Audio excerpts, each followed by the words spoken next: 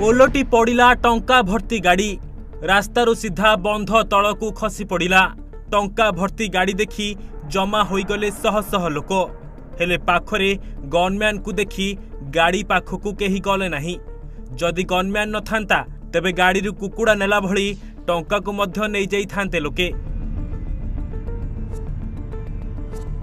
एमिते एक दुर्घटना देखा मिली खोर्धा बलांगीर 57 नंबर जातीय राजपथ रे। एई गाड़ी को बैंक मानकर चेस्ट बोली कह जाए। बैंक रु टंका नहीं एई कंपनी गुड़िक निज पाखरे रखती। सेथिपाई बैंक एमानकु टंका मध्य दिए।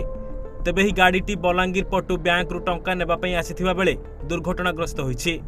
गाड़ीटी अति क्षिप्र गति रे आसुथिबा कारणरू भारसाम्य हराई रास्ता तळकु खसी पड़िथिला। गाड़ी भितरे थिबा जने कर्मचारी गुरुतर भाव आहत होइछन्ति। तेबे दुर्घटना परे संगे संगे घटनास्थल रे पुलिस पहुंचथिला। तेबे पुलिस पहुंची आहत व्यक्ति को डाक्तरखाना रे भर्ती करिछि। सुवर्णपुररू संतोष मिश्र रिपोर्ट, ओडिशा भास्कर। कान्हा गोल्ड खाइबा तेल, बंधन विश्वासर तृप्ति स्वादर।